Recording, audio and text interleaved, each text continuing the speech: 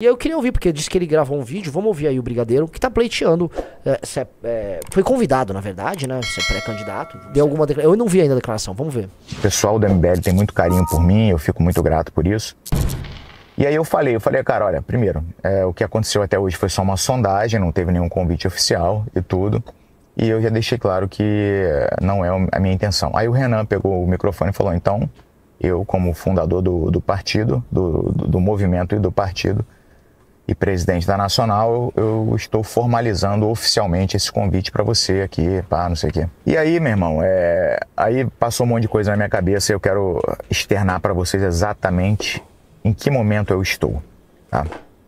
Primeiro, Brigadeiro, você tem vontade de ser político? Não, não tenho mesmo, tá?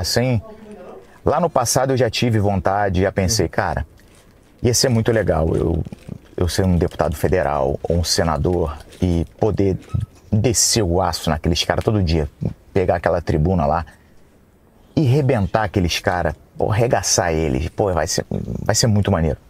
Só que sendo muito sincero para vocês, e totalmente sincero, o ônus não valeria o bônus. O bônus para mim seria esse. Sendo bem sincero, seria muito difícil eu fazer qualquer mudança como deputado ou senador na atual conjuntura do nosso parlamento, porque eu seria um entre muitos e a maioria lá não quer fazer porra nenhuma, a maioria lá é corrompida. E eu acho que ia me dá uma frustração muito grande eu querer fazer as coisas e não conseguir. Até porque, pelo meu perfil, eu não ia negociar. É necessário que você negocie lá. O político, ele tem que fazer política, né? Ele tem que negociar com os outros lá. Embora pareça um pleonasmo, o político tem que fazer. Não, é porque muita gente tem a visão romântica de que você chegar lá, quebrar o palco de todo mundo. Se você fizer isso, é o que eu faria. Se eu fosse lá, eu ia quebrar o palco de todo mundo. Sabe o que ia acontecer? Eu não ia aprovar nenhum projeto meu. E aí eu ia ficar lá recebendo, sem fazer nada de valoroso, de fato, e ia me sentir um merda. O único bônus seria poder olhar na cara daquele bando de vagabundo e falar o que eu penso direitinho na cara de cada um deles. Mas o ônus seria esse, eu me sentir um imprestável, eu me sentir completamente um parasita de ganhar dinheiro público sem fazer porra nenhuma. O segundo ônus, e que seria o mais importante, seria eu me distanciar da minha família, eu não ter tempo para ficar com a minha família, que eu ia ter que ficar em Brasília. E o outro ônus seria o ônus financeiro. O que eu viesse a ganhar como deputado, como senador, como qualquer porra que fosse, partindo da premissa óbvia, eu não me corromperei jamais, que eu sempre seria um cara honesto, não farei nada ilícito, o que eu ganharia do salário desses caras é muito menos do que eu ganho hoje nas minhas atividades profissionais no meu dia a dia. Eu ganho muito mais do que um deputado, ganho muito mais do que um senador. Então, e fazendo algo que eu gosto de fazer. Então, seria muita coisa ruim para pouca coisa boa. Dizendo isso, eu tô jogando abertão com vocês aqui, tá? Meu coração tá 100% aberto e minha cabeça também, como eu acho que tem que ser, a minha proposta aqui na internet. Então, eu não tenho vontade de ser político por essas razões aqui. Tem outro lado.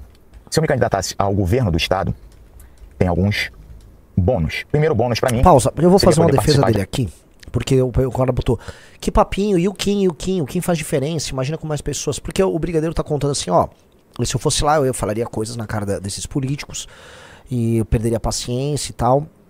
E muitas pessoas, conheço, muitas pessoas que têm essa sensação de indignação, elas adotam uma postura visceral. Depois eles veem que se a postura visceral permanecer, eles vão ser caçados.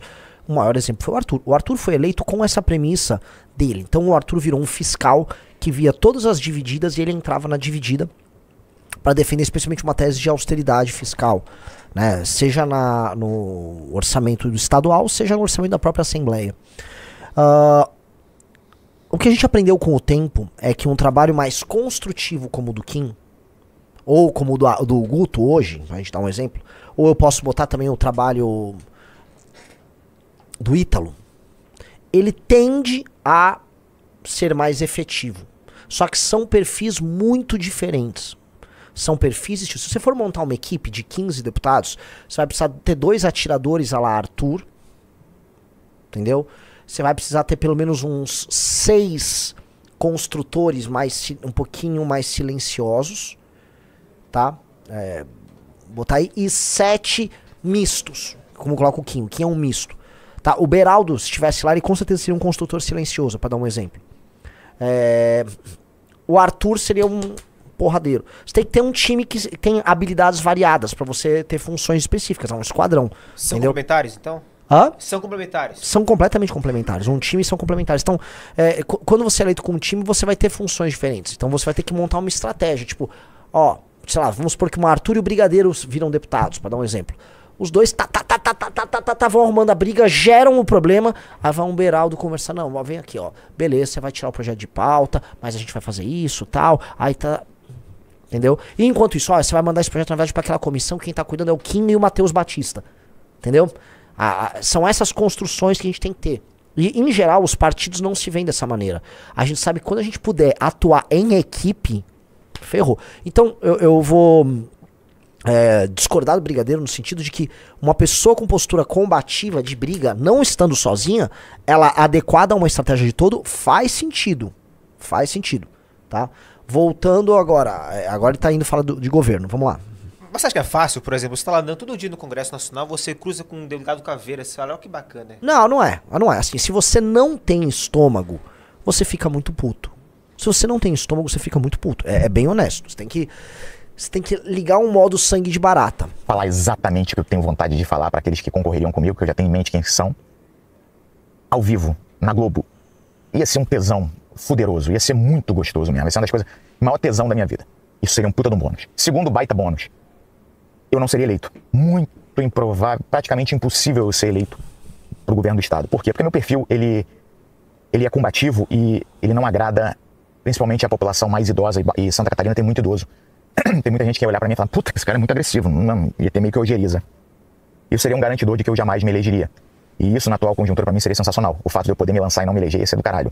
Só pra eu poder falar o que eu quero falar. E o terceiro, pra não ser uma parada boba sem motivo, eu poderia trazer atenção pra pautas muito importantes, porque eu não seria só um idiota brigando com os outros. Eu poderia trazer atenção pra pautas muito importantes, falar algumas coisas que ninguém tem coragem de falar e ajudar a eleger parlamentares que poderiam, de repente, em um time, ou seja, eu poderia jogar o holofote sobre algumas pessoas certas que fariam um bom trabalho no parlamento, unidas com os demais que talvez sejam eleitos ano que vem. Então esses são os bônus. Ônus. Novamente, eu vou ter que abrir mão durante um tempo das minhas atividades profissionais e vou deixar de ganhar muita grana.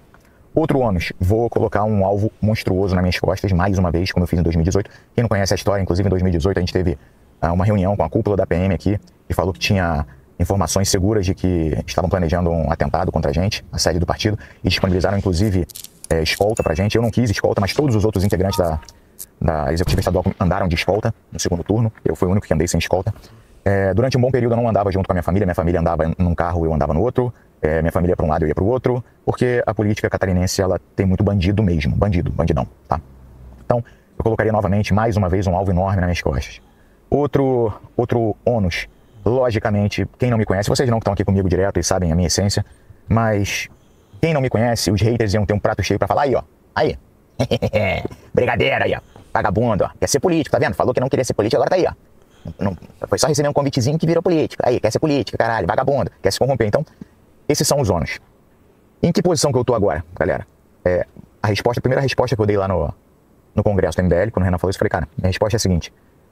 Eu acredito no que vocês estão fazendo, até porque pra mim é a última tentativa. Se eu me decepcionar com o MBL, falando pra vocês agora, tá? Se eu me decepcionar com o MBL, aí esquece política, na minha opinião. Aí eu parto pro individualismo extremo de ajudar somente, correr atrás somente do meu, ajudar minha família e quem eu puder em volta, mas parar de pensar em melhorar o Brasil, cara, esquece. Eu abandono essa bandeira, abandono essa briga.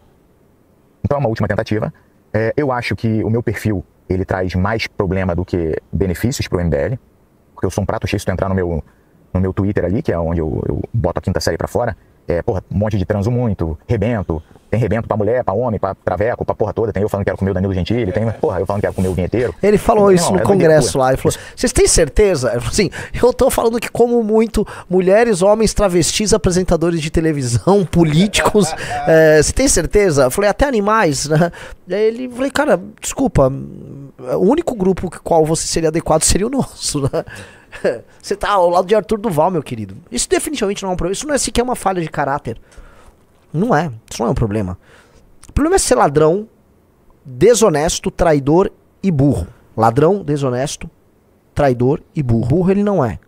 Até se faz às vezes, mas não é. Um cara com a grana que ele tem não é burro. Traidor não é. Foi homem todas as vezes. Inclusive pode pegar todos os momentos de grande dificuldade que a gente já passou. Esse cara nunca roeu a corda. Sempre foi homem. Isso pra mim, eu já te falei, né? A maior qualidade na política é a lealdade. É homem. Qual era as qualidades que eu peguei? Era inteligente, já falei que é. Leal, ele não pode ser traidor.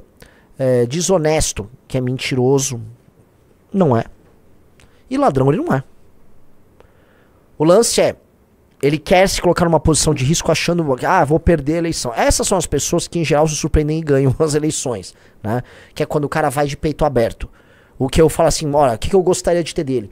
Cara, estuda o livro amarelo, construa com o nosso time uma proposta pra Santa Catarina, construa legitimidade junto com o time e seremos um exército. E uma coisa que é bem concreta em Santa Catarina. Santa Catarina, a gente fez o congresso lá. Santa Catarina está pagando o preço do próprio sucesso. Eu andei de carro por Florianópolis, é outra cidade. O Brasil migrou para lá e o Brasil trouxe problemas para Florianópolis. Vamos ser claro, eu vi morador de rua, não tinha morador de rua lá. Entendeu? Houve uma mudança demográfica que vai ter consequências. Já tem a formação de favelas em Florianópolis. Como lidar com isso? Como é a relação de Santa Catarina com o Pacto Federativo? Precisa um governador falar o que precisa ser dito sobre esse tema. Ninguém tem coragem. Ninguém tem coragem de falar o seguinte, se você mandou o Helder Barbalho, você aí do Pará, se você mandou um morador de rua, não digo que ele botou no busão, mas se o estado do Pará mandou um morador de rua, e aí Santa Catarina vai ficar com todo o custo de assistência, o governo do Pará tem que pagar. Ou não tem, ou virou várzea. Porque o sistema de estímulos no Brasil é o seguinte, quanto mais pobre e mal administrado for um estado, mais dinheiro proporcionalmente ele recebe. Isso é em várias áreas de educação, é assim. Se uma escola vai mal, ela recebe mais dinheiro. Supostamente está compensando, que é uma loucura. E aí esses caras administram mal, roubam o próprio estado e a população migra para os outros estados. Em geral, vai uma mão de obra pouco educada. Em geral, às vezes, vai uma pessoa que nem tá pronta para nada. Um cara que tá perdido na vida, diz, conheço um primo que foi pra lá, vai, não tem onde morar, fica na rua, e fica todo o custo social. Curitiba são 35 mil pessoas migrando pra Curitiba todos os anos. Curitiba vai favelizar. Curitiba, que tem escolas públicas decentes, um sistema de saúde decente, tá começando a engripar, e vai engripar. É o custo social de ter sucesso. Tá? E aí as pessoas migram, normalmente hoje da região norte e ainda alguns lugares do nordeste. Cara, isso gera um custo social. Esse custo social só fica pro estado que deu certo. É isso. O nosso pacto federativo é cara com uns entram com a cara e os outros com... Não pode ser que todo o sistema de incentivos da política brasileira tenha sido construído de modo a fazer com que todo mundo que administre mal um município ou um estado se dê bem. É ridículo. É o pior sistema de incentivo que você jamais conseguiria administrar uma empresa com o sistema de incentivo da política brasileira. Mas na política brasileira é isso. Se você administra o Piauí, que é o lugar dos mais mal administrados do Brasil, analfabetismo rampante, crime rampante, falta de saneamento básico, maior parte das pessoas vivendo de assistência de auxílio, ou seja, inexistência de um setor privado pujante. Aí você tem ministro do Supremo, vindo do Piauí. O político hoje mais influente do Brasil, Ciro Nogueira, é do Piauí. 3 senadores. Dinheiro a dar com pau, pelo Pacto Federativo. Se você pegar ali aquela lista dos estados que mais devem e mais recebem lá pra União, vocês vão pegar, não devem, né, mas sim, no Pacto Federativo quem recebe mais. O Piauí tá super tranquilão. Porra, é isso o sistema de incentivo? Aí a população vive mal e vai embora. Aí o custo social fica lá para as prefeituras de cidades pequenas que estavam funcionando. Só que falar essas coisas é politicamente incorreto. Mas eu tô cagando em ser politicamente incorreto. Olha lá. O 4º estado mais beneficiado no Pacto Federativo é o Piauí. Sendo bem honesto, vocês acham justo ou não? Galera que mora aí no Piauí. E assim, eu falo isso com toda tranquilidade porque a maior parte do nosso trabalho é no Nordeste. Nós vamos crescer no Nordeste. É Nordeste. E eu já avisei. Você tem que desidratar essa elite política. Você que é nordestino, me ouça. É pra desidratar a elite. É pra tirar o dinheiro desses parasitas. A gente tem que eliminar a elite política do Nordeste e substituir ela. E desenvolver o Nordeste. E aí o Nordeste passar a receber migrante. A gente tem que fazer o Nordeste receber migrante. Agora, o modelo atual, em que os governantes do Nordeste são premiados por mal administrar seus lugares e enviar a população para outros estados, definitivamente esse modelo é uma bosta. Esse modelo é ruim para todo mundo. Isso aí vai ser printado, vai ser jogado em tudo que é jornal aqui de Santa Catarina. O candidato ao governo do estado aqui, ó, é um promíscuo, é um homossexual, enrustido, só vão falar uma porra de coisa. E eu disse isso e ainda disse, e mais, eu prefiro ajudar vocês a achar uma pessoa certa, mais indicada para concorrer. Mas, contudo, todavia, se não tiver outro caminho, talvez eu considere essa opção. E galera, sinceramente, isso aqui é algo que eu acho que a minha família é totalmente contra, e eu entendo completamente, meu advogado é completamente contra, eu entendo completamente. O meu racional é completamente contra, o meu coração é um pouquinho a favor, pelos motivos que eu já falei. De poder botar pra fora, falar algumas coisas que tem que ter muita coragem, muito culhão pra falar, colocando em risco, inclusive, a própria vida. Mas verdades precisam ser ditas, porque senão, sem alguém com esse culhão pra falar isso, as coisas não vão mudar. Pausa. Eu só vou falar um negócio que tá rolando aqui no chat, uma parada. Então, galera, hashtag Ryan não.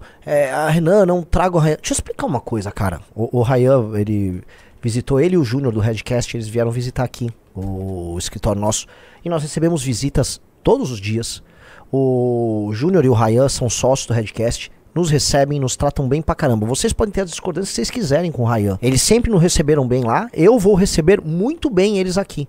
Vou receber eles muito bem. Conheci ele hoje, sujeito extremamente simpático, extremamente inteligente. Vou receber bem, como eles nos receberam bem lá.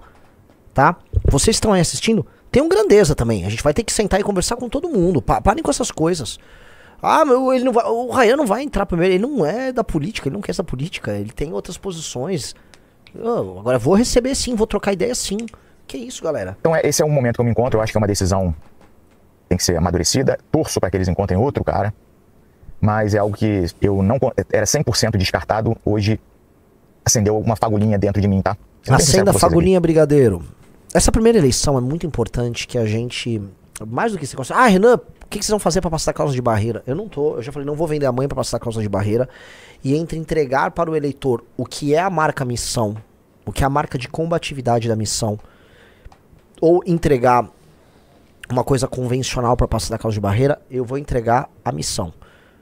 Então é muito importante a gente ter candidatos a governo em todos os estados com propostas revolucionárias no trato da política nos seus estados, que deem a cara para as pessoas do que é essa missão, o que é essa onça. É muito importante despertar essa fagulha não só nele, mas em outras lideranças, tá?